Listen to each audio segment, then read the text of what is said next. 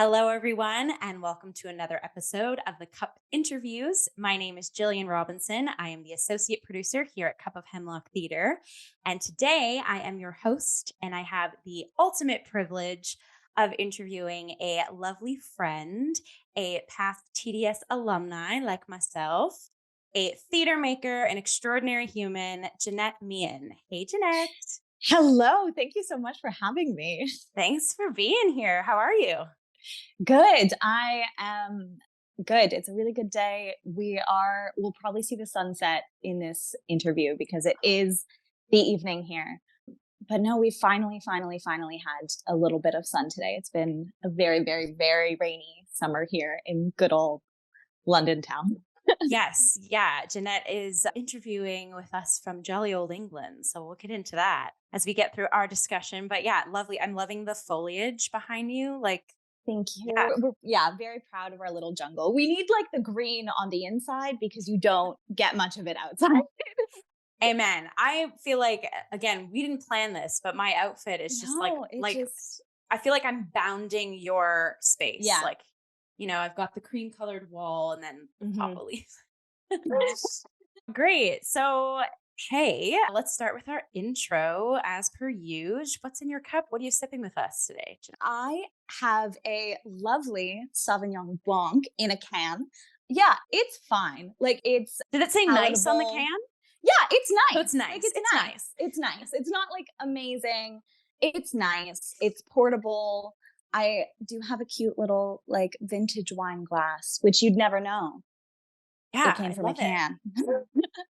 I'm obsessed. Again, it goes with your backdrop. This is great. Yeah, it's just I've well go. staged the interview. Yeah. Yeah, Love that.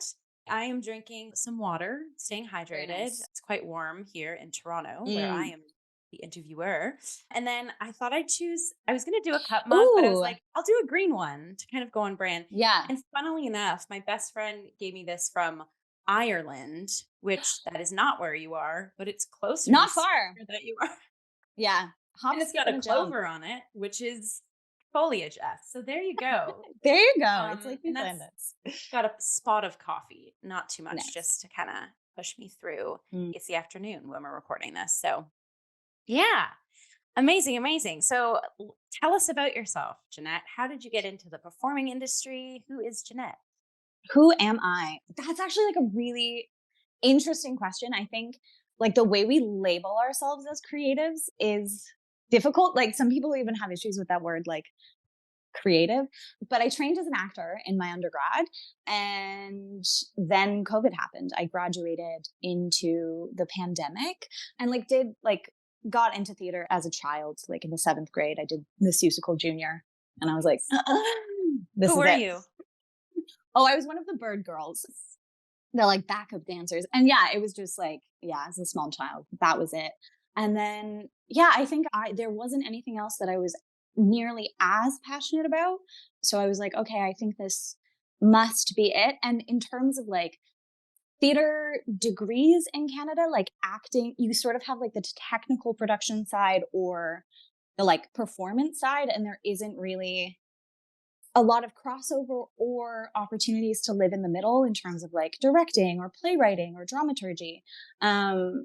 So yeah, graduated into the pandemic, very much had ideas about moving to Toronto and getting an agent and sort of doing the prescribed thing that was like when we left our program, the sort of expected thing to do. And then I lived with my mother for a year and had an existential crisis, as I'm sure we all did. And I had always planned on going to grad school, but I thought that would be much further down the line. I was like, I'm going to go make some stuff and figure out what this industry is like, and then have more knowledge to like go back to school and see what I want to learn more about. But then I was like, it doesn't really make sense to try to start a career in an industry that doesn't really exist.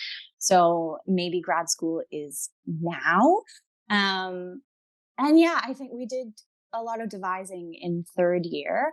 And that was something that I was really, really excited about, like the making aspect of it and like being able to be in all the different pots. And I think I just had so many ideas, like keeping my mouth shut as an actor and saying like, yes, thank you for the note was very difficult for me.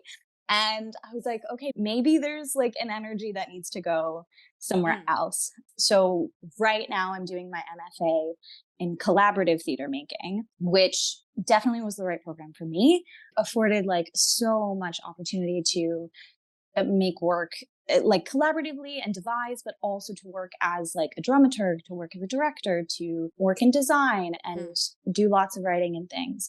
So now I think after I graduated my undergrad, I would have called myself an actor. And now usually writer comes first.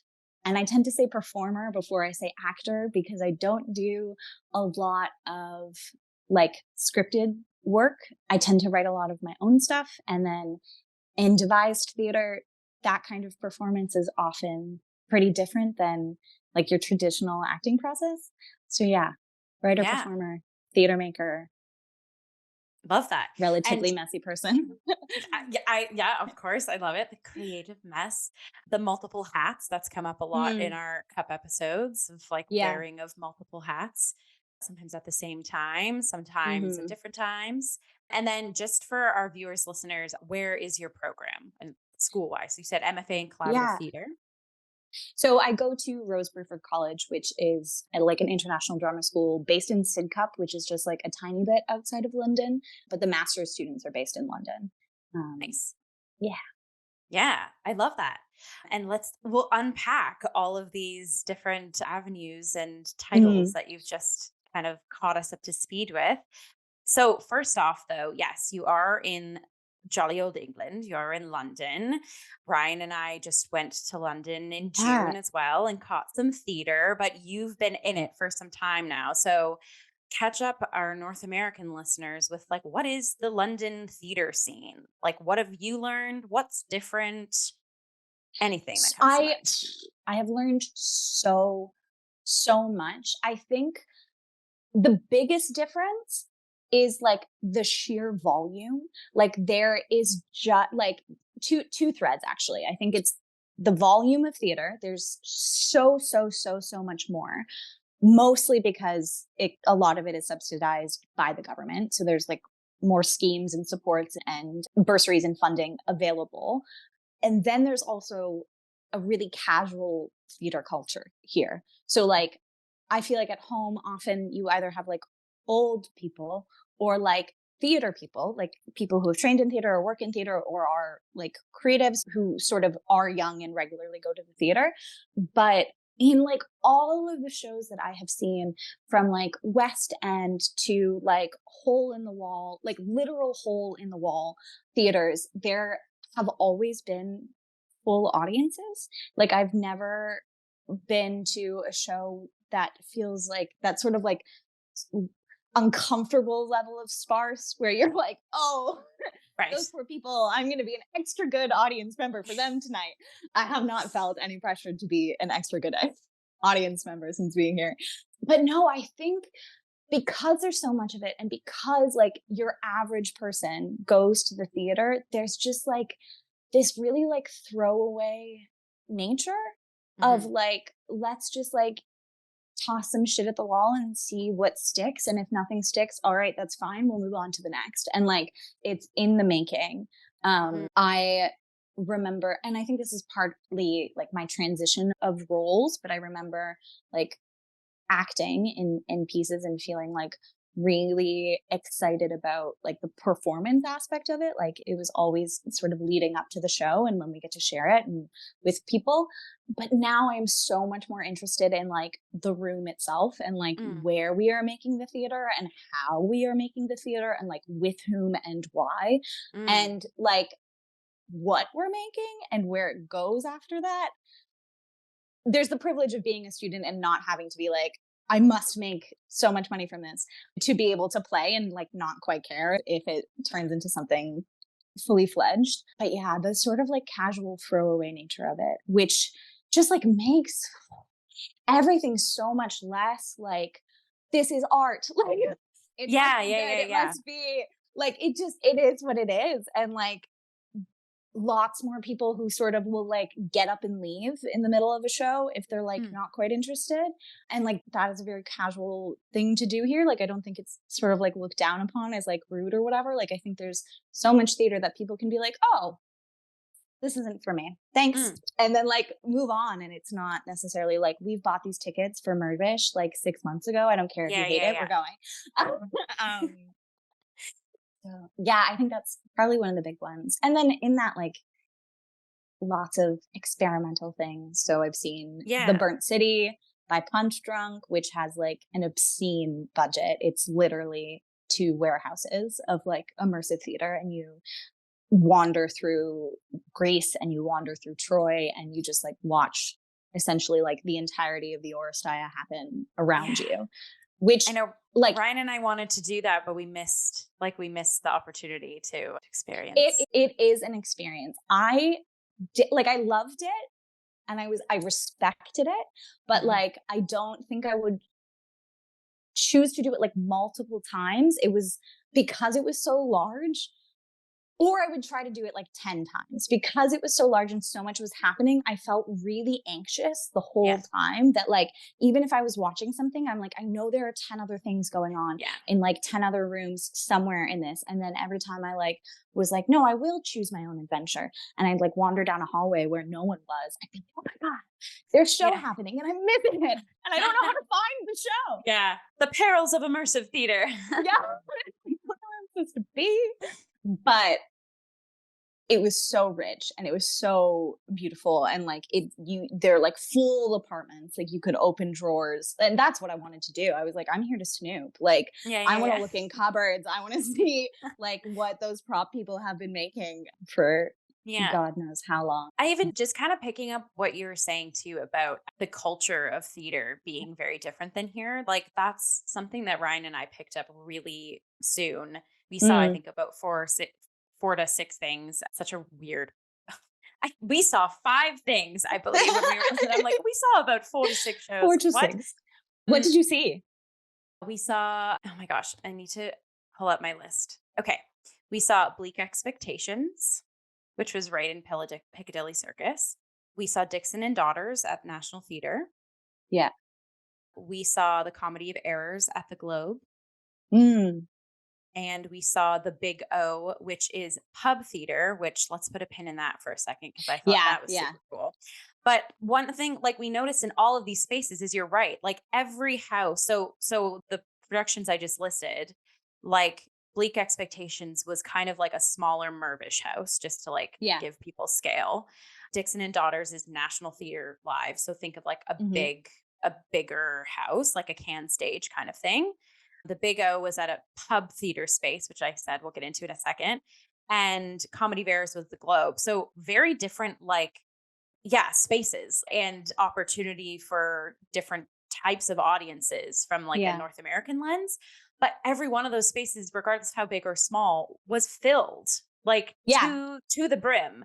And so me and Ryan were like, okay, the culture of theater is definitely like more standard for Hmm. everybody and also potentially more respected to for everybody. It's not just industry folks or traditional Yeah. theater goers. It's kind of like the age spans were massive. And I'm like, there's no way every single person in here is an arts maker or theater patron. I'm like, these are just Hmm. some like average humans Yeah. on a date or something. And I was like, this is so cool because the houses were full. And so that was just like a really interesting observation, kind of you mapping out your experience too. Like it does Hmm. seem it's very different. And then going back to pub theater, that was interesting to kind of find out about of how there's pubs all around the city that have like this Hmm. almost like black box indie theater Hmm. space located in the back of their establishment that yeah puts on shows, and they can be like new shows, they can be like workshops, and it's super neat. It's like you go in, there's a bar, and then people are there to go and see the show. So they buy their drink at the bar. So they're supporting the bar and then they go see the show. Yeah. But then also you have folks that are just chilling at the bar and are like, oh, I guess I'll catch this show. And I'm like, this is such a great networking opportunity for both the theater company and the bar. I'm Hmm. like, why doesn't Toronto have more of those? Truly. I think the biggest thing is like what my perception of like what can be a theater and like what one needs to create like a theatrical space like has shifted dramatically. Pub theaters especially are very interesting. My show Messmaker, which we'll talk more about later, Mhm. is it will be at a pub theater. And yeah, really interesting because they're very accessible to artists. Like booking that theater, like producing feels very elusive, but booking that theater took like 4 to 6 emails. Like Yeah, yeah, yeah. and then it was like done, and now the ticket links up and you can go buy it, and all they needed from me was a poster and a headshot and a bio and a tagline. Like and not to negate like my producer's work at all. She is wonderful, but it was like a simple like step 1, step 2, step 3 of like how do we access this space, and like they have different schemes to support different artists. So like this Mhm. pub specifically takes solo shows every Sunday, Monday. Like those are blocked off for you, like people to have 2 night Cool. runs. And if you want a larger run for a bigger show, it's like Wednesday to Saturday. And yeah, each sort of like little borough has at a pub theater, if not Yeah. 2 to 3. Yeah, I worked at the Wandsworth Fringe, just like opping some sound for a friend. And the whole Fringe was based out of a church that was like also a community center. So there was like events and things going on. But the theater space was, so it was right against the Thames, and there's a bridge over it, obviously. And then underneath the bridge, there are arches supporting it. And one of these arches was a blacksmith shop.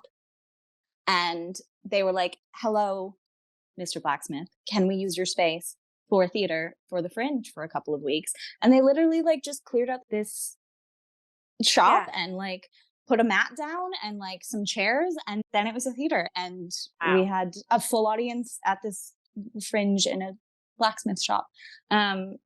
So I'm like, what other literal holes in the wall can we Yeah. stick theaters into?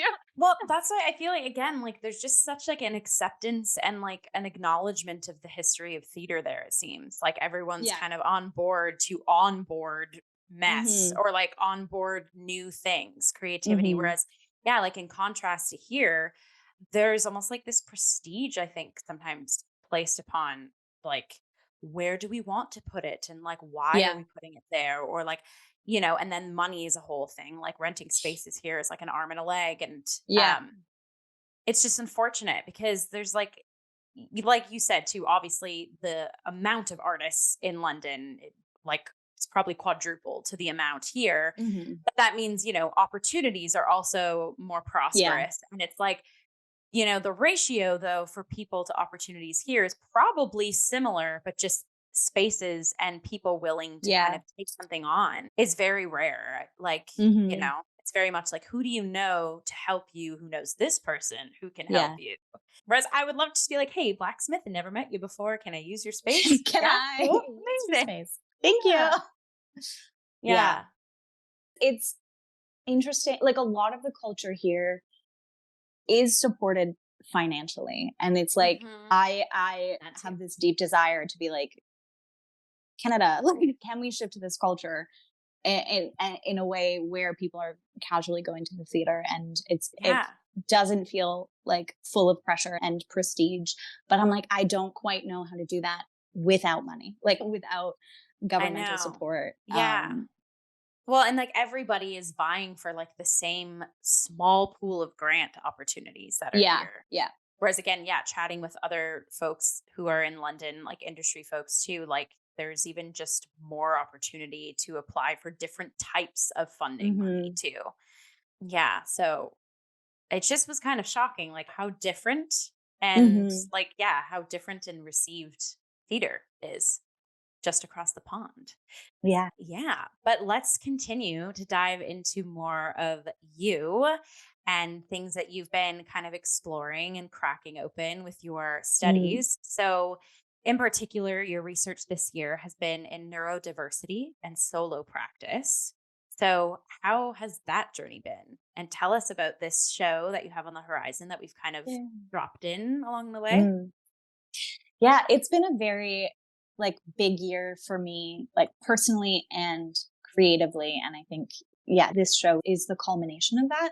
So the way the program works, the first year is more traditional MA where you are in like conservatory training most of the week. You're very busy. It's very structured. You know where you need to be at any given time and what you should be doing. And then the second year is a year of independent study. So we meet 4 times for like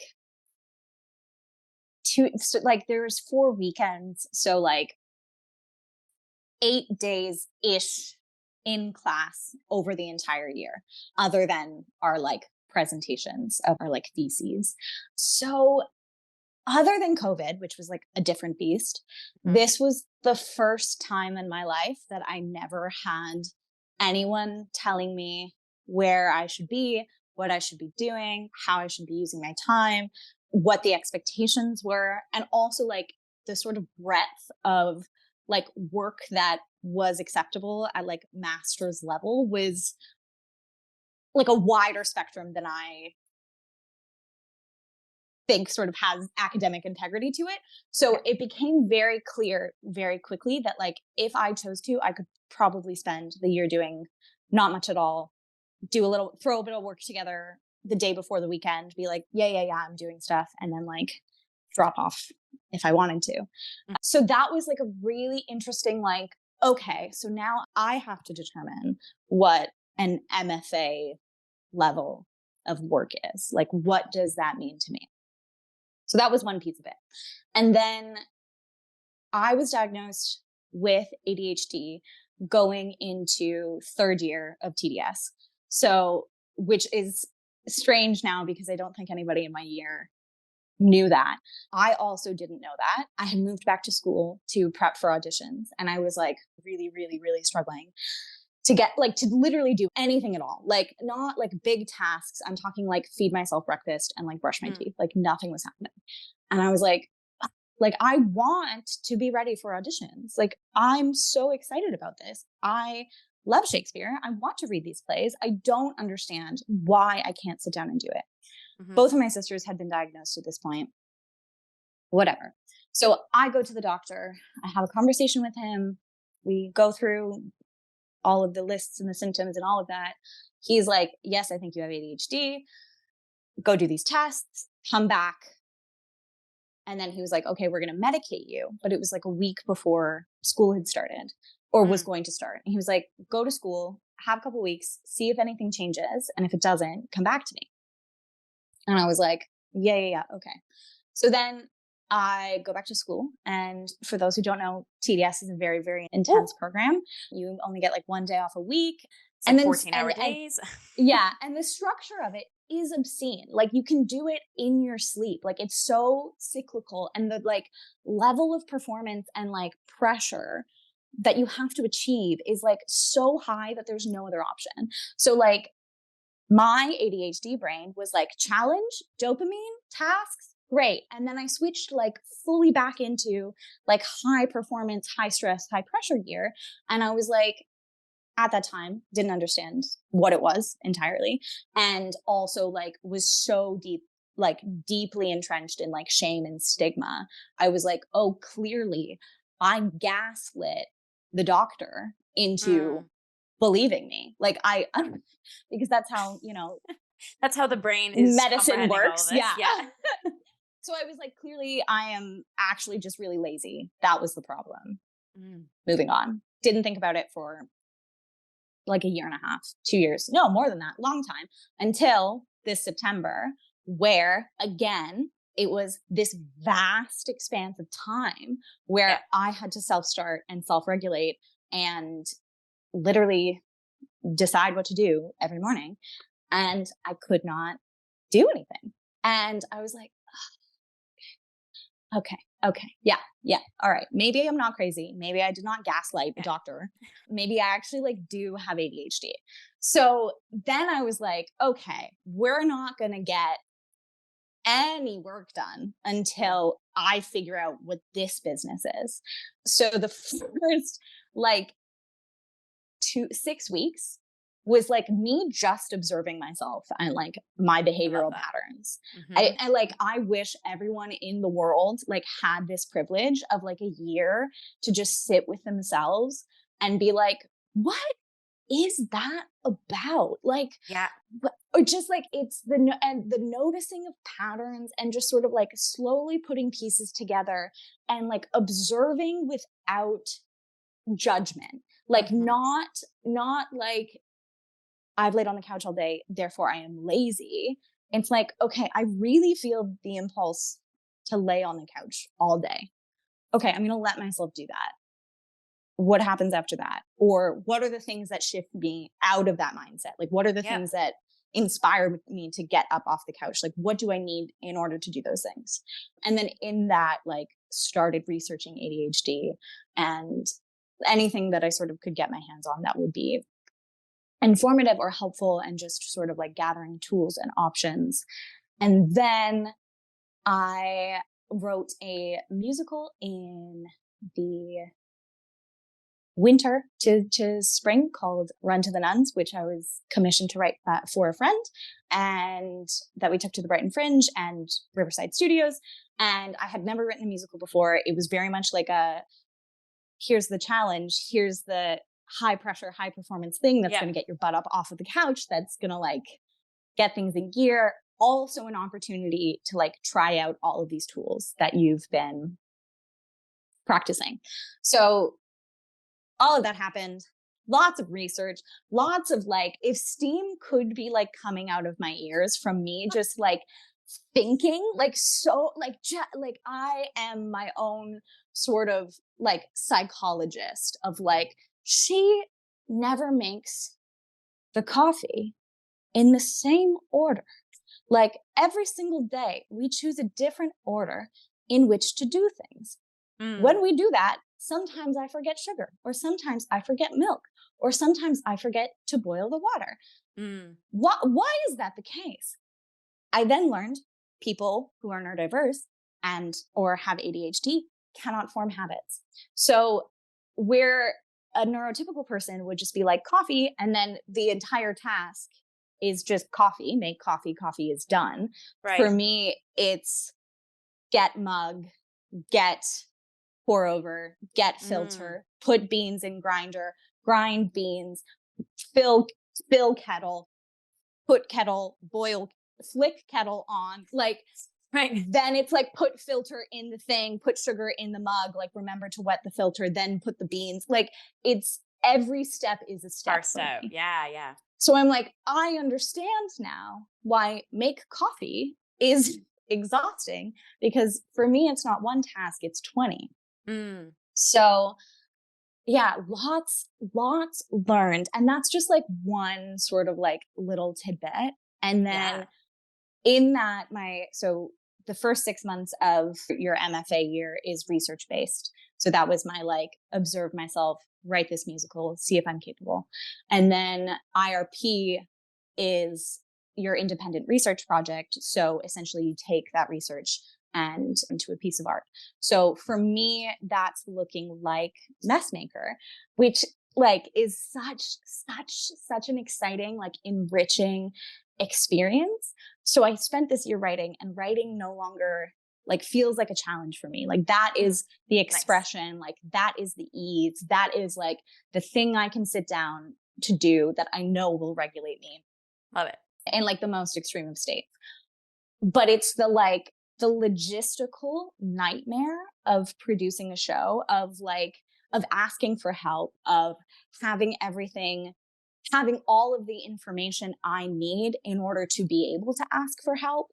Um, all of those pieces. So like my sort of challenge for my IRP was like, have I sort of figured myself out enough to like make a piece of art about this experience? Like that feels, I have so much writing about these thoughts and me in my room and all of my feelings about ADHD and the shame and all of that wrapped into one. Mhm. That feels like exciting and delicious. But the like logistical nightmare of producing, I'm like, this is the project. Like me taking this art and like allowing myself to say, no, this is like worthy of a professional space. And I Mm, am going to like commit myself to asking for help and saying, I don't know when I don't know. And saying no when I don't understand instead of just like being like, uh-huh, yeah, yeah, yeah, totally. And yeah, now we're like, we open in a month at this date. yeah, When it comes to you, we'll open in like 10 days or a week or yeah. whatever. But yeah, really, really big year in terms of, yeah, personally and creatively. That's great. Honestly, like just picking up what you've shared in the last little chunk there, I think like first of all, like good on you for taking that time and being like, let's observe and absorb myself. I think Mm, just like in general too, as artists, like every human, yes, but especially as artists, like to realize that and take the time to, like you had mentioned, you're like, I need to figure out that me first before I kind of like jump back into whatever the next steps are in yeah. my career in the industry. Like I think that's such like a healthy practice that like more people need to adopt. Like I think and I'm seeing like more of like our generation of performers Yeah. taking that time and taking that in and yeah, acknowledging what their brain is telling them or not telling them and confronting it or coping with it and like I just like inspired for what you just said of like wow yes like and especially coming off a program like theater and drama studies where quite literally it was super routine extremely high Hmm. pressure we're talking like we it's at times writing 3 essays for the University of Toronto Yeah. on top of doing rehearsals for like a main stage Yeah. show. Like and it's a schedule that you kind of become superhuman to and Mm, you get it and you're conquering it.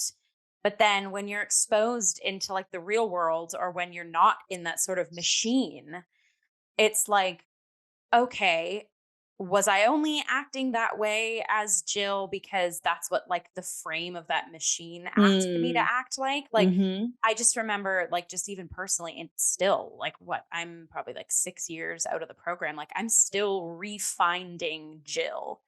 And that's not A to hundred say like percent. that program like broke me or changed me. Like, there was a lot, my experience like was quite positive, but just like in training facilities, like you can lose part of especially in theater like lose part of yourself find parts of yourself too but then it's like when all of that is taken away when yeah like the rules the schedules the regulations and like you're like hello life like what Yeah. are my big girl pants and also what are my big girl artist pants because the world literally can be my oyster but like what kind of oyster do I want it to be and Mm, then enter without schedule without routine how our brains and bodies work and change. So yeah, addressing that and leaning into that and exploring that instead of I feel like society in the past have had us kind of like shove that under the rug or the quote unquote like mm. leave it at the door. It's like, well, no, I'm a No. human being coming into a space and you want me to be vulnerable and to use my mind, body, and spirit in this space where you're going to get every part of me. Like, I Yeah. know personally, like, I have premenstrual dysphoric disorder, which means like Mm, 5 days before I menstruate, or even it could be a week, I can go into a very dark place and like yeah. full on depression and outbursts of moments. And like, that took me a while to figure out what that was and why that Mm, was. And I still, like, I mentioned that in space. Like, if I know that like my cycle is going to happen in the middle of a production, I'm like, if I will let my stage manager or like other creatives know, like, chippy, optimistic Jill might be a completely different mm. person at this chunk of the project and just throwing it in the like throwing it in the space, you know?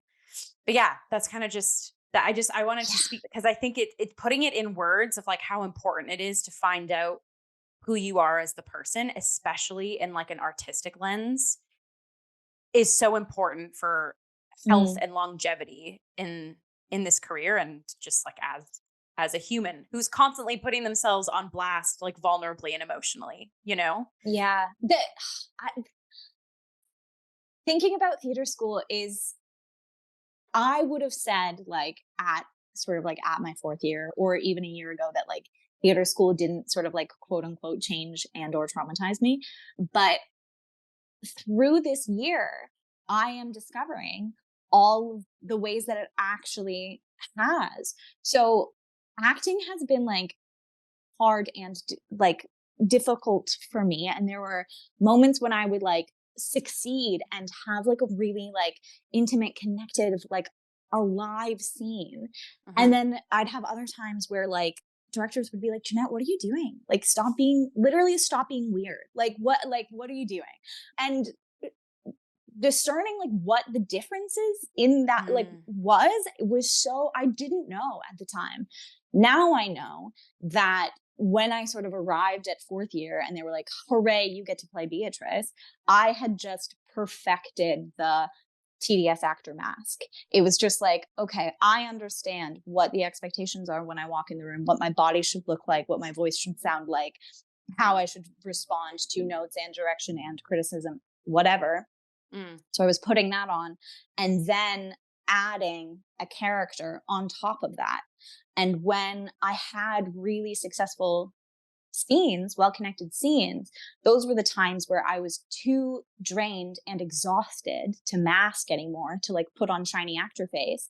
So there was no, it was like everything was hitting me as me. But I was so highly masked in that space. Like, I think people would probably describe me in TDS as somebody who's like organized, like a good student, sort of teacher's pet kind of thing. But like, that's actually not who I am as a Mm. person or in a space. Like, if I was not so anxious that I am an hour early, I would be an hour late. Like that's what my body is predisposed to do. But Right. because the culture and the expectations were so intense, and also you get a lot of like black and white thinking. And when you are a young, vulnerable person who doesn't understand an industry, and they're like, oh, if you shave your head or get a tattoo, you're never going to be in the room again. You hear that and you're like, these are the people who are telling me, who have experienced this industry and Yeah. are telling me what it's like. So I must take this word as law. Or as my highly masking neurodivergent self did not understand that there should be a grain of salt with that. And that nuance wasn't provided by professors. It is taken as law. And Mhm. now I'm like, I either need to retrain as an actor, as an unmasked human being. What does that mean to be in a space? Or we're sort of down the path now where I don't really do anything but play myself, Yeah, where I'm yeah, yeah. like the character in my show is not me. She's never named. We call her the mess maker rather than like Jenette in Mhm. rehearsals, because there is a really like heightened sense, and like there needs to be separation between Of me and the course, yeah. character. But yeah, it's not like I come into rehearsal fully myself, which is like really, really, really scary. And because I've been able to like curate safe spaces, and I've been working with close friends and colleagues who have met me during this like major life transition and are watching me sort of discover myself, I can like walk into the room and be like, I stepped in shit. They kicked me off the bus. I'm sorry, I'm late. I don't know what's going on. I'm actually starving and I need to eat something before we work, because I can't work otherwise. Or I can work, but the work won't be very good. And I don't Mm. think you want me in this space like this. So I'm just going to like take a sec, do what I need to do, and then be present in the space with you. And it's like, actually, the world is not going to end if we let actors be humans. I Yep. promise. Like, Well, let's I quote that. promise. We're gonna quote that. Yeah, that's Yeah. real. Wow, yep. Yep. But I Because think if I no, went go, back go. into like a TDS type room today, I wonder how my body would react. And I expect I would probably like go back into like a very masked, like, this is what the people here think I am kind of thing. Yeah. There's also a level like again, that program like I remember being told like this is the busiest you will be in the industry. So when you go out into the world, like you'll never find a schedule that's this crazy. And like I can say and confirm that is the truth. Like I don't think Mm, I've ever been as like needed to be creatively and academically on at the same time to the same extent as that yeah. program. So, like, part of me is like, I see that a bit as a pro of like, now, like, I'm my own boss. Like, I can decide how little or how much of Mm. that sort of culture I want to throw myself into. But like, part of that, and kind of coming from, I was like the same type of student as you, Jeanette, like very kind of like on top of my shit. You get one swear word out episode, by the way. So there's mine. Okay. I mean, there's been a couple other ones that I was tossed out Yeah. in other interviews, but yeah, like on top of my stuff and like dotting my I's, crossing my T's. That's Yeah. also just me, like perfectionist Patty. I've kind of been like that throughout my whole life. But like as like the actor and the creator, like it's better to not be picture perfect and be a little messy and crazy sometimes. So like Mm. I'm finding too, like that program really, like I had a lot of fun exploring and playing as well, but like that program really like nudged into, okay, like how do you be this like perfect theater maker and creator Yes. and be on Yeah. top of your game and on top of everything? But then, like, again, now being an adult in the real world, I constantly am like, okay, I have to trust that like I already have that ability instinctually. And then when it comes to Mm. make the art, I need to be crazy and a kid and like, Yeah. like it channeling my inner child. So just like I just feel like, yeah, the program like really, just because of the nature of the beast that it was, like it Hmm. required us always to be kind of like on our best behavior and Yeah. like these like superhuman robots. And it's like, okay, that's gonna serve me to an extent. And then again, it's just gotta be like, let's throw some shit on the wall. But it's Mm. like breaking away from that of like, what does that mean? And like and again, like you just said, like dissociating yourself from the work and how like important that is, right? Yeah. Of like in the show you're doing right now, of like I'm coming in the space as Jeanette, but like my character, it like is different from me. Like it's, anyways, this is going on like a bit of a tangent, but I feel like it's like that it's a blanket statement for all training programs too, right? Of like this is the guideline. But then it's like Yeah. when you go out in the world as a person, you're like, you have to create your own guidelines, or like guidelines will change, guidelines will shift, and Mm.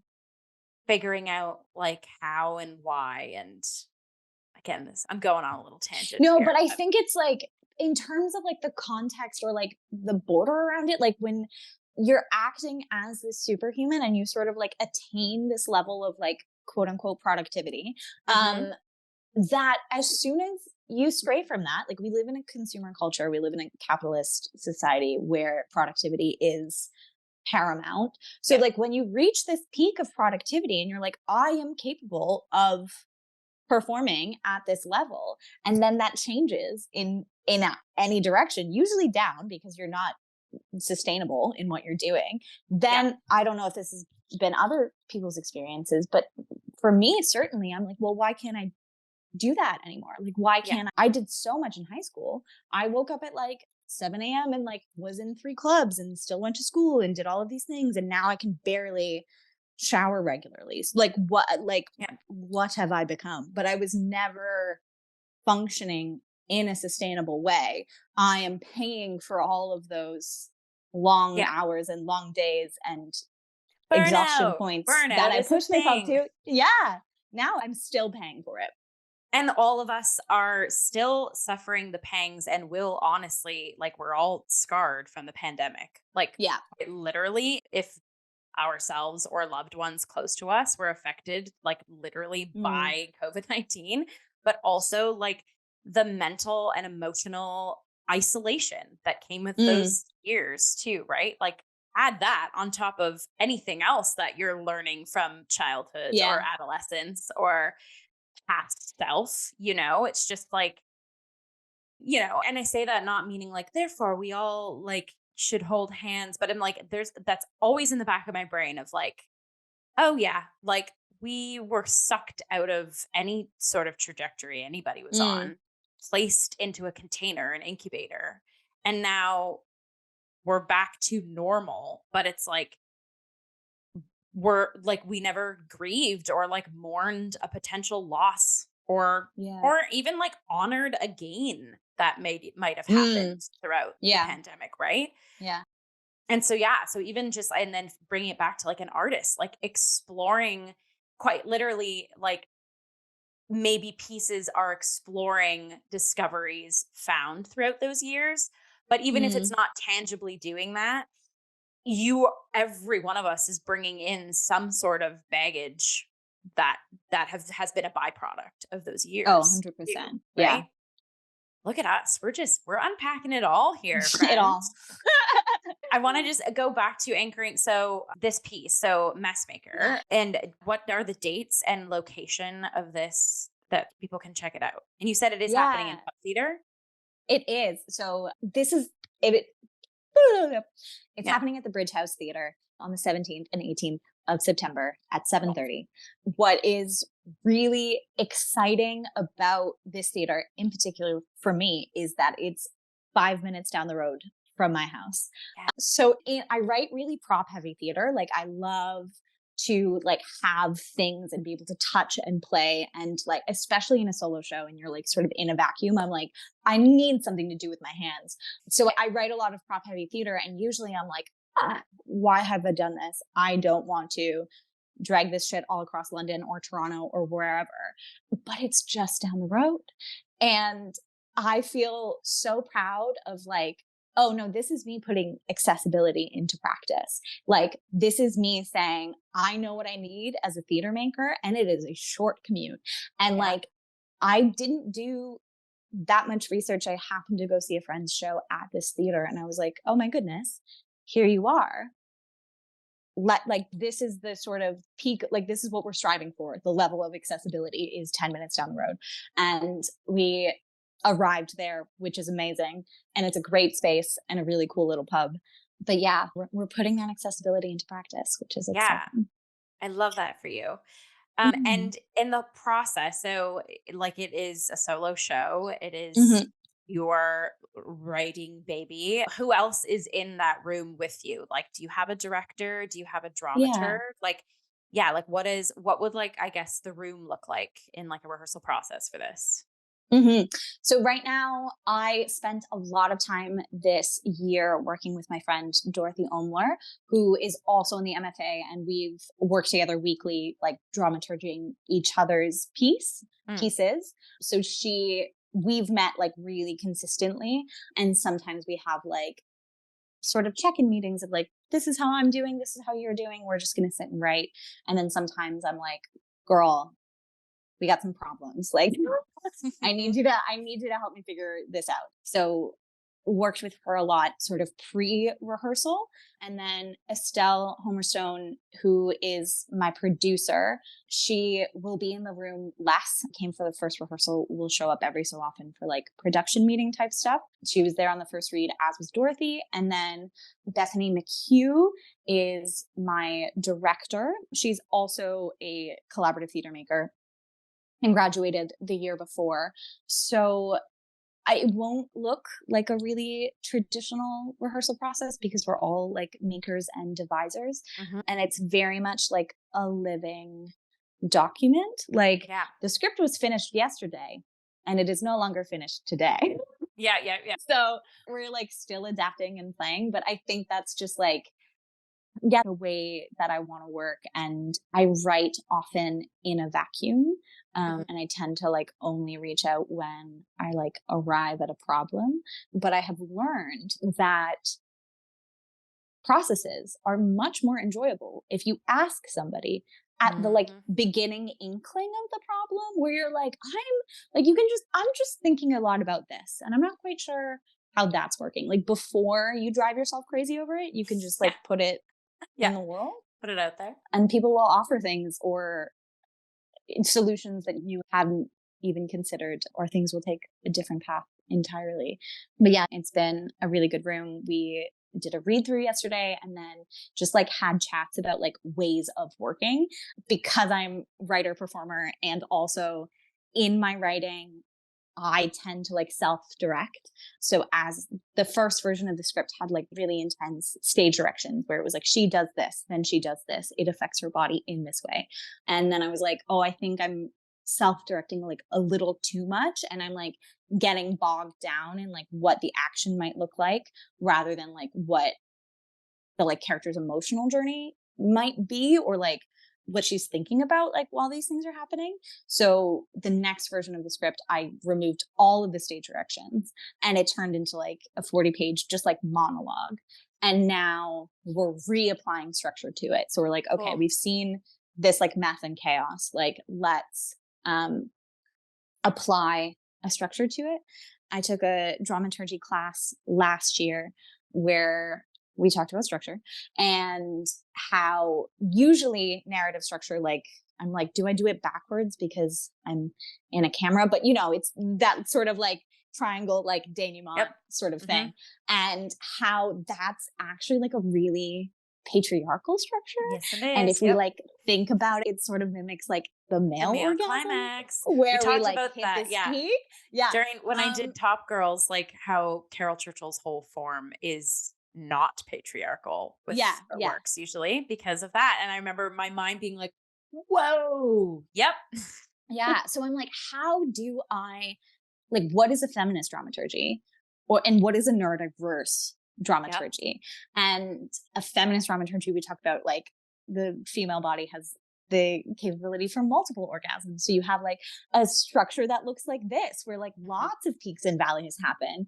Or like neurodiversity, for me, it's like often like connections will be made like audience members like might still be here while I'm over here, but like once Mm. you arrive here, you'll sort of get the thing that happened over there. So like then you have like a much more sort of cyclical kind of structure. Mhm. So we're in that like little playing That's space right now. so Like fun. what happens if we put that next to that? Like what does that tell us? So yeah, And we're that's directly creating hopeful. like a bedrock for the text that this Mm-hmm. show is, Mm-hmm. right? Like, can you give like a synopsis of what the show is, or do you want to, or do you want to not? It's up to you. Yeah, I'm like, I should pull up the copy or whatever. Like, what does my producer want me to say about this? But it's about neurodiversity and it's about shame and perfectionism Mm. in terms of like themes. But we very much like encounter the messmaker in her like natural habitat in a sort of like unexpected way. Um, of like suddenly having an audience in what was once like a really safe, intimate, private space. And then we just sort of, yeah, watch her navigate like what it means to perform and to mask and what happens when we peel those masks back and what that Mm. means to do alone or in the context of performance or like in the context of just like being with people who know you or Yeah. people who think they know a version of you. So it's absurdist in the way of like, she spends a lot of time trying to clean up. And at the end, it's different, but it's not quite better. Yeah. um, Yeah. Yeah. but And isn't yeah, that it's, life? That is and life in a nutshell. isn't that life? The dishes never stop. They Nope. never ever stop. Mhm. Like, how do we keep going when there's always going to be dishes in the sink? Okay, there's been some quotable material in this interview thus Thank far. you. Like writing all this down. This is so good. Thank you for diving into that synopsis because Yeah. like I probably are you planning on recording it at all, or I It probably will won't be get the opportunity to see it. Yeah, it probably will be recorded, mostly probably for MFA, Archival, like yeah. researchy type purposes. But I'm now like, I see myself moving back to Canada in the I was just relatively going to near say, like, future. we need this piece over here. Yeah, I'm like, it's like Toronto or Hamilton, like the Yeah, next fringe. Like, I'm like, yeah, there will be a Canadian transfer yes, in the next couple of years. Look out for that, folks. yeah, Um, let's find a exciting. hole in the wall. It'll be great. Yeah, I'll find the Yeah, blacksmith down the road and be like, yeah, "Hey, definitely. Toronto Hey. blacksmith, let's do it." Yeah. Yeah. Yeah, I think what I've noticed also about theater here, because there's so much of it, stuff is really, really, really specific. And like, because each sort of like little pocket gets their own like funding, you'll have like places in the north that are like, we're looking for like queer working class northern artists who Mhm. are writing shows about the coal mines. And then you'll have like an incredibly specific piece of writing where I feel like in Canada often slash sometimes the like goal is to make it as palatable as possible for the masses. Right. Um, and this was the first time I really had to think about marketing and like who my audience is. And this is very like vulnerable and exposing to me as like a piece of art. Like it's literally all of the things that I believed was shameful about myself and that like should be hidden. And it's like, Mm. okay, what happens if we like literally peel back the mask? What Right. happens? Like, can I stop performing as a person and still continue to perform as an artist? Yeah. Is the major question. That would be like my research question of my thesis. I started going somewhere with this is the ADHD It's at its okay. No, but finest. you were talking Um, about how like the audience specificity versus in like in England of yeah, like the like, types of people that you're finding you need to like figure out the oh, yes. demographic. First time I've had to think about an audience. Hmm.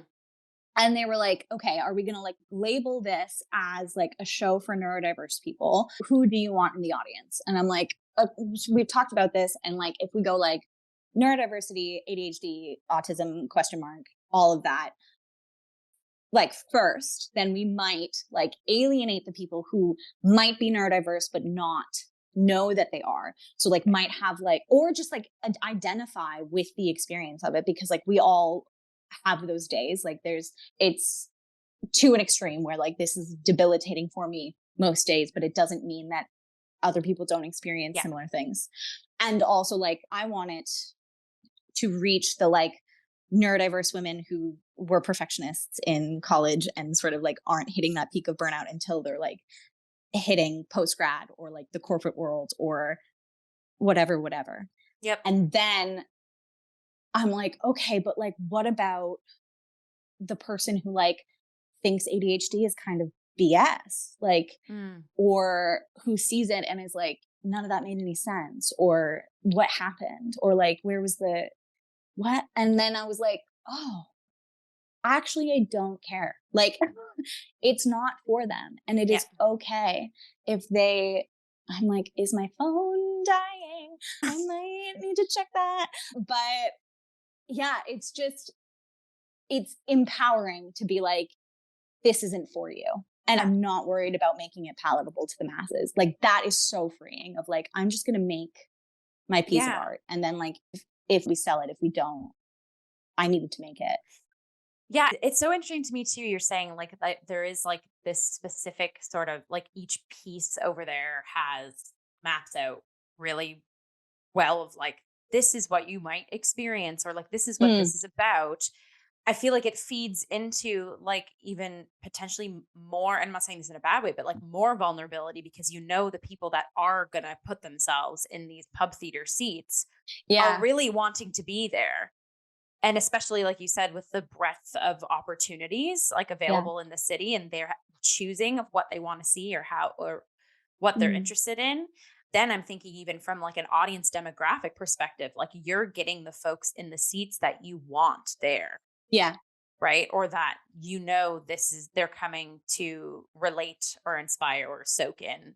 Mm, Whereas, yeah, you're right. Like over here, there's a little something for everyone in a lot of pieces. And it's like you take yeah. what you need or what you want, and then you go home and unpack if you want to, or like whatever. Whereas, like, yeah, what does it mean when there is a specific clientele that's welcomed in? And, Yeah. but again, that goes back to like accessibility and Mm, quantity of art. Like, that's again, going back to being like, come on, Canada, what the heck? yeah. So I went to go see a show recently called Tarantino Live, which was my most fascinating theater going experience.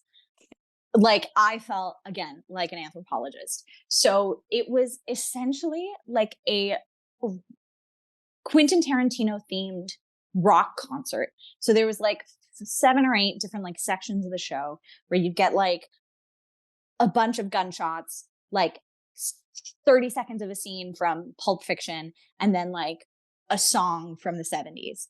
And like they do like the Reservoir Dogs bit. There was like no plot.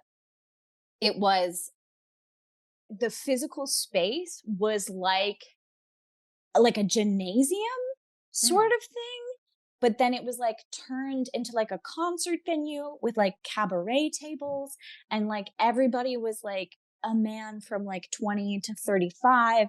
I had free tickets because I was like working a different part of the festival, and I was like, why not? I will always go see free theater no Yeah. matter what. But it was like 3.5 hours long, and you had like no idea. Like in the second act, you could have told me that there was like 4 more hours and I would have been like, fair enough, or that it would end in 30 seconds and I would be like, fair enough. About 40 decibels too loud for me. I have never experienced so much gunfire in a show, but it was like someone with a really big pot of money was like, make something that like the men who never go see theater will want to Mm. see. And it Mm. was like entirely full. But the culture, like the theater going culture, was like you were at a baseball game. So like Right. people would get up in the middle of the show, like bump into a performer and then like come back 5 minutes later with a beer. It was just like, I was like, what is happening? It was absolutely fascinating. But I'm like, maybe that's what we need to do. Maybe we need to make like really, really specific theater for the men who've Yeah. got the money Yeah. and Amen. I love that. steal it away. It Tuck was, that case study away for future research. Okay, so you've hinted at this throughout the last chunk of your writing process. yeah. I would love to like dive into Jenette as the writer. So like what is a writing day for you, or like what motivates you, inspires you to buckle down? Like Mm. yeah. Yeah, such a good question. There's been a lot of practice, like, and a lot of trial and error this year, and a lot of playing like silly little games with myself. So like my desk has moved like 3 times. So in the winter it lives in the living room, in the summer it lives in my bedroom because that's where like the best light is. But I have learned that it's just like in the observation, like the writing process and the creative process is like so elusive. Like people will be like, oh, I don't know, like I don't do anything for 6 months, and then like suddenly I have like a burst of inspiration and I write a movie in a night. And like I have worked that way like consistently for, unless I like have to, and there's the like TDS, like you must produce Yeah, deadline, yeah. deadline thing that's either like that or that. So like Mhm. the idea of like how can I write consistently without those like points of extremes, like I would love to figure out how to do that. Mhm. And the ADHD brain loves to procrastinate, like loves to procrastinate. And then I've just like embraced that. So like I no longer expect myself to like wake up in the morning on a writing day and like write literally before 6 p.m. So like I will let my body like do all of like the silly little task of like, I don't know, reorganizing my nail polish or like shining the Mm. leaves of the plants, because like my body is actually not ready to write yet. And I'm like, okay, we're going to play these silly little games, but I'm going to stop telling myself that I'm a bad person for playing them. Like, Yep. because I'm going to do it regardless. Like, why am I talking shit to myself? I don't understand. So what a writing process usually looks like is a lot of avoiding writing. And then I always start with like morning pages. The concept is morning Mhm. pages. They never happen in the morning for me, but it's like the first task I do. And I write with a pen and paper because I find it just like the most accessible. Removing distractions is really important to me. And I've realized that like my laptop doesn't have a password on it because opening it and then like typing in a password and then opening a page is like actually an extra step, which literally might derail my brain. So like we're removing as many barriers as Love that. possible, as small as they might be. If it's like a hunker down day, where I'm like, I have to do this, I will do the same thing, but I will set up my writing space. So like I will clear the desk in the bedroom, I'll put water, I'll put snacks, I'll put a candle or a charger, or like usually I have like a toy of some kind. You've watched me destroy this plastic needle throughout this because I just need Nice. something to do with my hands. So like there's always like actually like a little toy. Yeah. Sometimes they look like crystals and they're like just like nice shiny little rocks and people are like crystals, but I'm like, I just like how it Yep. Just feels. something to fiddle Um, with. so just something to do. So then it's called like the worker bee method, where like you start at the desk and then any impulse that you have to go and get a snack or do anything else, you can do that. But like once you finish that, you return to the desk. And even if Mm. you just sit at the desk for 30 seconds before the next impulse comes, you're still returning to the desk. I'm And the obsessed with that. laptop is open, the page is open, the pen is there. So like it's literally like we're toddlering ourselves. Like Uh, we are setting up play because often the steps of like, oh, I'm ready to write. If there are steps involved, then we derail before we get to the writing place. And then in terms of like, oh, where does the inspiration come from? This is the major question because you're like, what do you like? Sometimes my brain is amazing and clever, and sometimes it's dull and like muddy. What is the difference? For me, and again, I think a lot of neurodiverse brains and a lot of creative minds, many more creative minds are more neurodiverse than I think we realize. Like I finished my like research presentation and both of my professors were like, yeah, but isn't everybody like that? And I was like, no, no, everybody in this room might be, but like not everybody. But yeah, so in that, like where does this elusive inspiration come from? And for me, it's when I get bored. So like that's when my brain is like coming up with all the fun and the ideas and thinking about characters and worlds and like wandering down different paths because like I am creating my own stimulation. right. So like if I'm not writing at home, I usually write at a cafe or a library, but I will like take the longest route I can there. So whether that be walking or like a bus or whatever, and then I'll really intentionally choose what I listen to. Like either I don't listen to anything at all or like, and I'll just put my headphones in and plug it to the phone. Because if it's like really boppy music, then my brain goes like boppy music route, or I listen to like a podcast and it's podcast. But if Mm. there's like nothing, like my brain has to fill in the blanks. And then that's where the most exciting ideas come from because I am entertaining myself. So therefore it should, in theory, entertain somebody else. Right. So yeah, I let myself get bored. I write a lot on trains. I write a lot on buses, but I get car sick. So usually I'll just like do the thought and then be like, I'll come back to that. But the Right. major crux of that thought is there.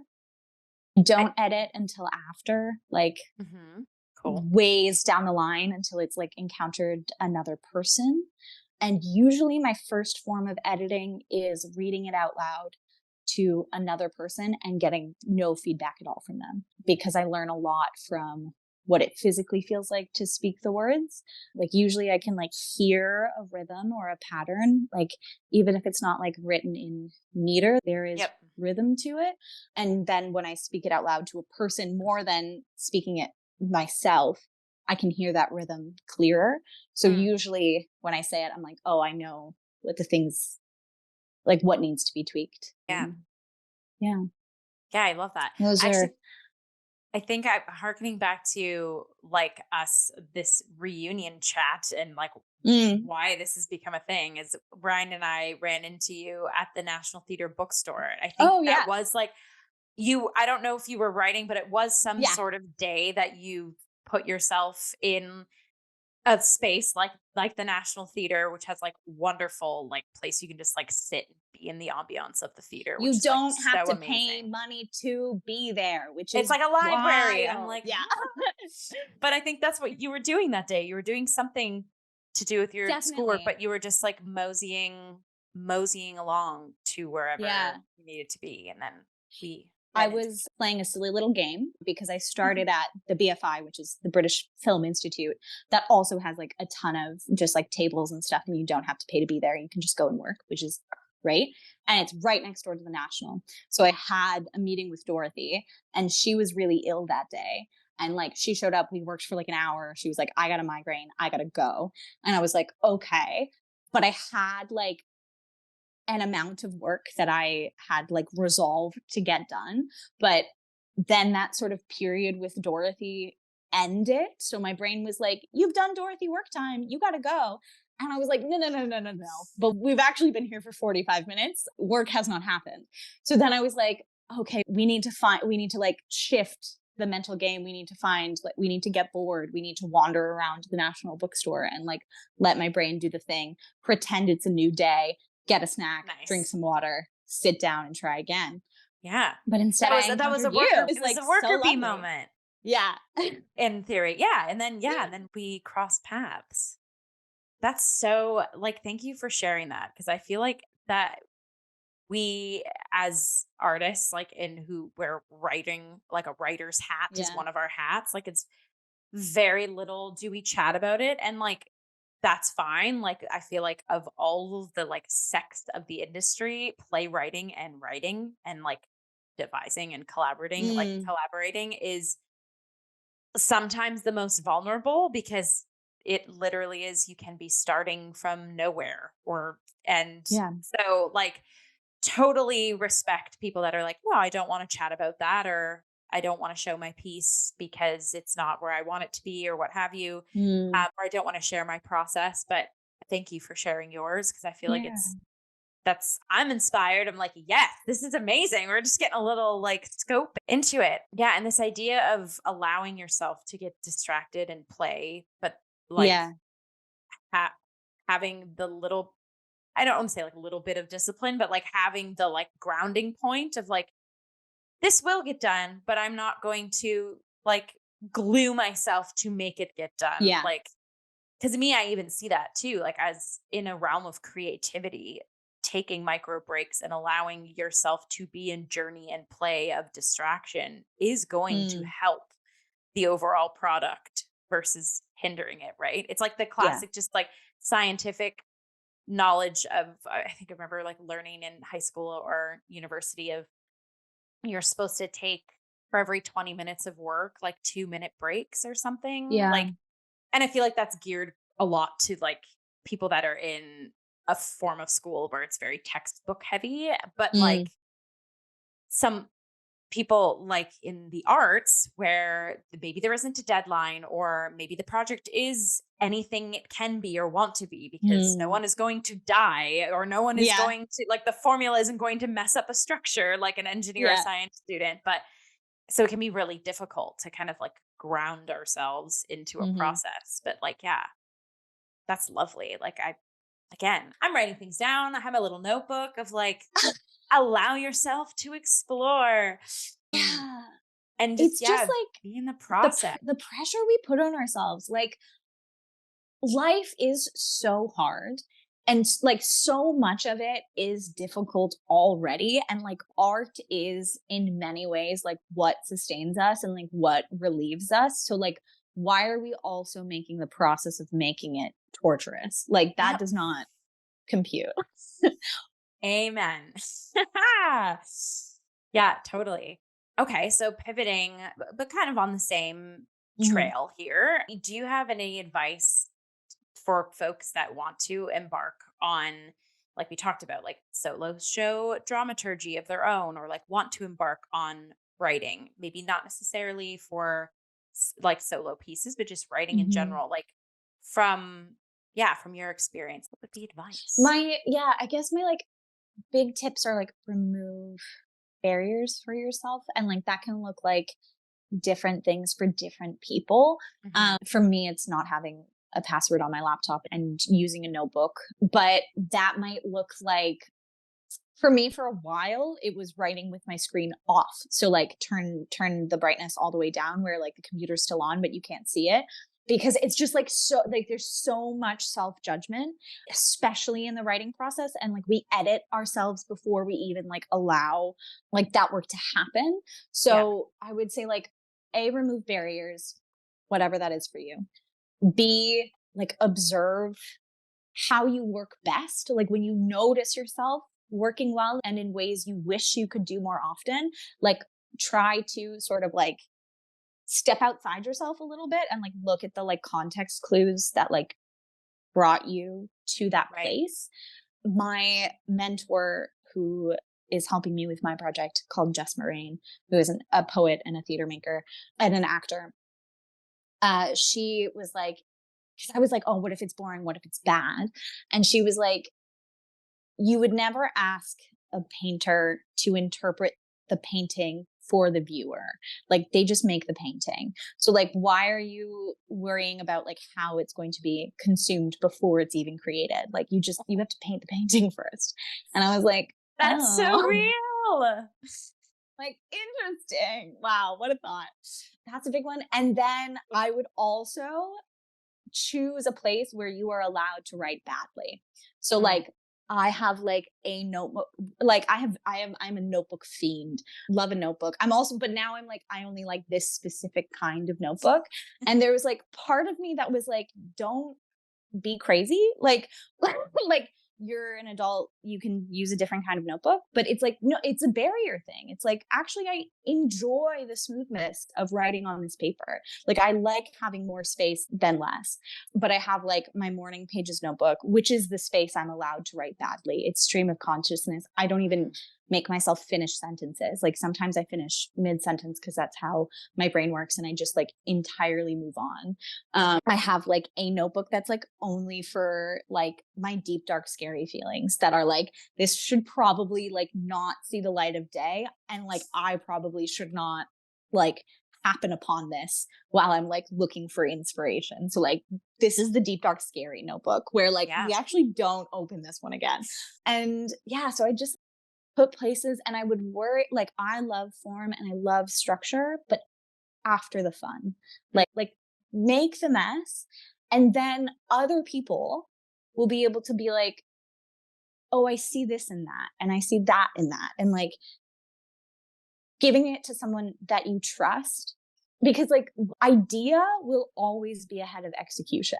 Like you always see something in your brain, I do anyways, where I'm like, oh, it's like this. And when I'm making it, like you're sort of like writing around the thing you're trying to make. It's really hard to hit the nail on the head in terms of imagination because it's otherworldly, because it's inside of our head. So to put it down on paper, some of the magic goes like no matter what. So like knowing that there's never going to be like the perfect piece that you will suddenly be okay with. You just have to find the right person to share it with. Yeah. That's a big one. And then I had like one that I was like, this is my final tidbit. And now it's gone. So no one will ever get any writing done. No. No, but I also love like again, going back to the worker bee method, like you mapped out kind of like when you're mapping out how you kind of set up your desk, it was like, oh, you have like a cute little like writing day first aid kit where it's like, here's a snack, here's water, here's a fiddly toy. Like you have, and again, this kind of feeds into their eliminating barriers. Like you're actually setting up tangible things to help you stay on task or help you break away.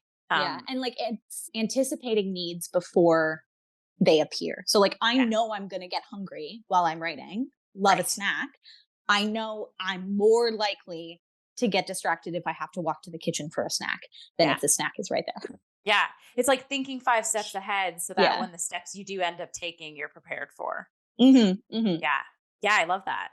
I guess, and hearkening back to like solo show dramaturgy. So like advice on that. I know we've talked about like you writing and being in the process of it, but like, I guess this kind of just expands you saying right now, sort of write first, edit later. Like, how does dramaturgy for like a solo piece kind of fit into that? See, the solo shows that I have worked on have all been like explosive in terms of writing. So like not my first one, but like the first sort of like fully written, fully realized one, I performed at the 2022 Rose Bruford Symposium, which was called For My Eyes Only. And it was about my relationship. It was about the performance of sex, which like I didn't know at the time because I still didn't know that I was performing. And now I'm like, oh, I know what that's about now.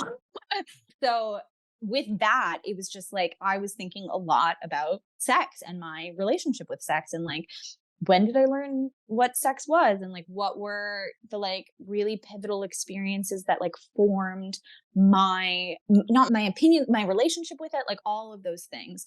And then like you keep writing and keep writing and keep writing, and through that like structure shows up. So like the Catholic Church kept popping up, which makes sense.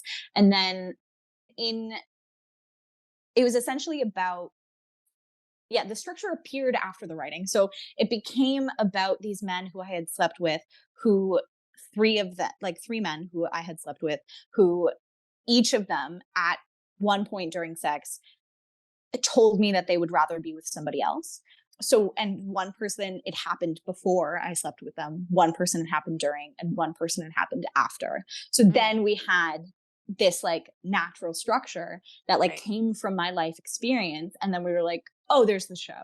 So like, yeah, it's just like right around a theme, put containers on yourself if you're like this show for me, Messmaker, feels like really green, like because my bedroom is green. So, and it's about my space and like we have a lot of green. So like if it might be like, I'm just going to sit and write about the color green for like a really long time. Cool. And that might work. So it can be like play the silly little games for yourself, give yourself Yeah. prompts or like a container. Like it doesn't have to be like a really strict structure, but it's like you can write so much about sex. Like that's a Yeah. huge concept. Like there's so many different paths in that. And similarly, like my relationship with mess is never ending. Like I have so many thoughts about it. We can go There's on and on always and on. dishes in the sink. Yeah, Yeah. there's always dishes in the sink. No, Yeah. I have such like, sorry, just like a visual coming to mind of like, Mm-mm. yeah, of like if you allow yourself to write and do all the playfulness first, then it's almost like through going back, reading with maybe your dramaturgy lens on, Yeah.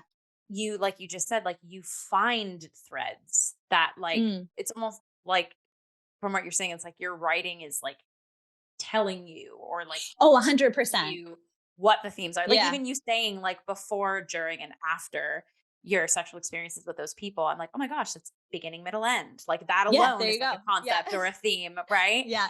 But it's so fascinating to think and realize that you're like, that sounds like such a structured like theme that it's like, oh, that could it could have been there, or like starting there makes logical sense, but it's like you wouldn't be able to get there unless you've done Mm. the messy writing to get Yeah. yourself. It's kind And of then, like figuring out like the chicken and the egg. But yeah. sometimes you'll learn the egg before the chicken, or sometimes you'll Yeah. learn the chicken before the like Yeah. And then like once you're, it's gone. The thought, that's okay. We were talking about writing. And what did you say just before that? The chicken and the egg, the the structure, messiness. like how you write, and then Oh, you yes. learn from it. Yeah.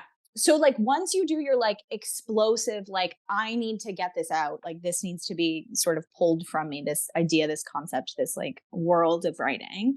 Mhm. Then once it's out, it's a separate entity. So like now that's out and I've done all my writing and we did the first read through where I like literally cried the whole time because it was just like actually me speaking my truth for the first time. And then it was like, okay, all of that's out. Now what's in service of the piece? Because like the physical piece is now a piece of theater that is separate from me, Jenette. And like I am writer and performer, but I am still in service of the piece. Like it's not Yeah. about me. Not, like Yeah. feel all your feelings. Like Yeah. and in that theater is not therapy. So like there is a space where there are things that I'm ready to write about in terms of like my neurodivergency, like ADHD. That feels like really, that feels truthful. But like also like is like what else is happening in terms of my neurodivergency? Like I haven't had really formal diagnoses or time with a psychiatrist to talk about other things and experiences. And like that bubble actually feels not quite ready yet. So like I'm going to Mm. keep that for me.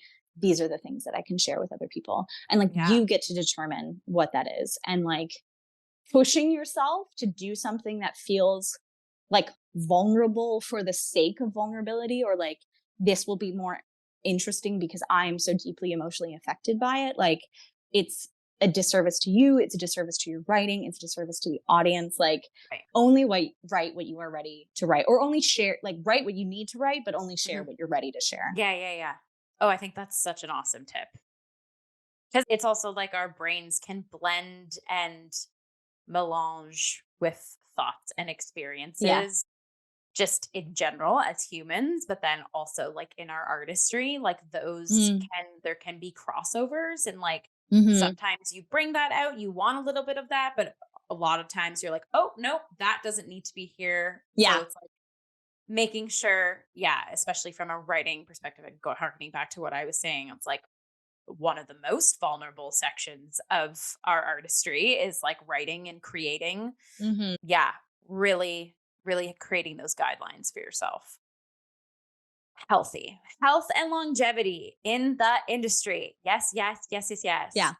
Okay, so speaking of longevity, as you continue your education and all of these fantastic experiments and projects that you've kind of given yourself throughout your education to date, like what are some of your long-term goals for the arts industry?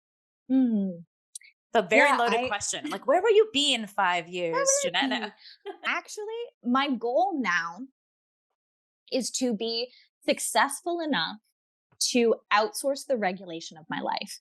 Like I like I just want to be at a place, and like that doesn't have to be like super rich and famous. I have a personal chef and assistant who makes all my meals. It's like maybe I can afford HelloFresh. Yeah. So like I'd love to the like big dream is to we're manifesting and I see things in my brain. Like I saw the green bedroom window before I lived here. And like this sort of path of like how we're going to get there is like usually pretty blurry, but there tends to be a really clear image in my mind. Right now, I would love to like have a space in like small town Ontario with a very large garden. And like once a year, my like manager or producer shows up and they're like, "What do you got for me?" And I'm like, "It's a book of poetry this time." And then I like give it to them and then they go away and they're like, "Thank you so much. We'll see you in a year." Yes. And then a year later, it's like, it's a memoir. Take it. Um, so that's like the dream.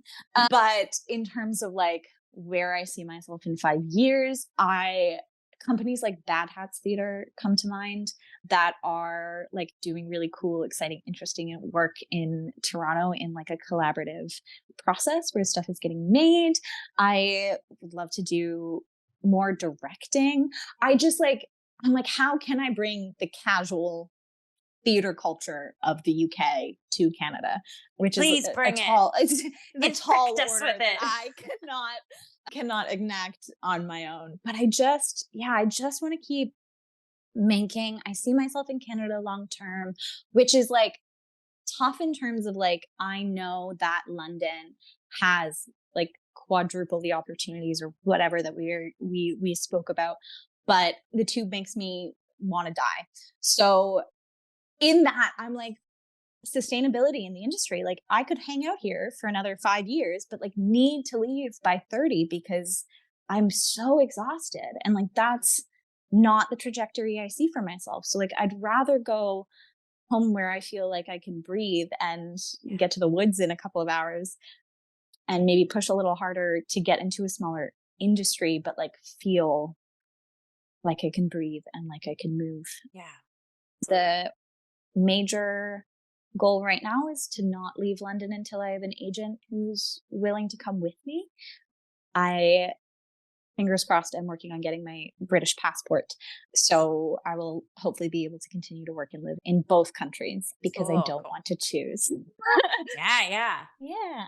Keeping the opportunities and doors Mhm. open. Mhm. I love that. Yeah. Thanks for sharing that. Thanks for sharing literally everything. Like this has been such a lovely conversation of, and I've mentioned this before too, of just using this opportunity to get to know you, like for viewers and Mm. listeners, and then also just like selfishly using this opportunity to catch up. Like I know I Oh, did this like absolutely.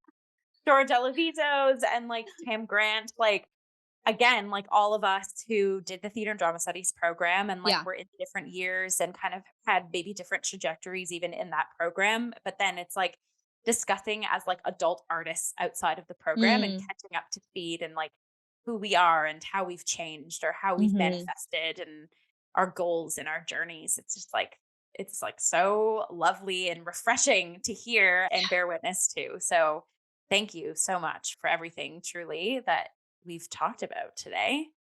Thank you Um, for having me.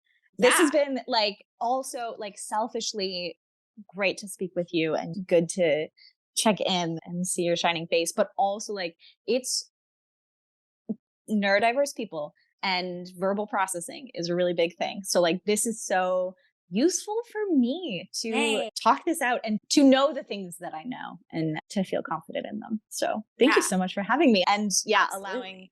all the messiness and hopefully finding like some moments of meaning within it. Yeah, amen. Honestly, this has been like a massive palette of, yeah, like we've talked the ins and outs, intricacies of the industry, and then also how we function as humans. Like Mm. this has been lovely, a wonderful, hearty episode. Yeah. So I guess from this point on, where can we keep up with you? Like from a social media point of view. And also if you want to just go back and plug Messmaker again. Yeah. So social media wise, I'm Jenette_Meehan on Instagram, but you can also follow at Messmaker Show, Right. which is the Instagram account for the show. And on that page, there are links to tickets, but also links to the Bridget House Theatre itself and information about my team and what's coming next. And yeah, all of those good things. Great. And we will pop all that information in the little episode description below, including links for folks to tune in. Great. So yeah, and Cool. also as per usual, anyone listening or watching, give a Cup of Hemlock a follow or subscription on our pages as well. And hopefully we'll get maybe Jenette on one of our panels for our other cup duet reviews, et cetera, et cetera. Yeah, because I know we'd love to see Jenette more. Mhm. But on that note, yeah, stay healthy, stay safe, stay Mhm. creative, stay kind to yourself, and we will catch you all on our next episode. Cheers. Cheers. Thanks, Jeanette.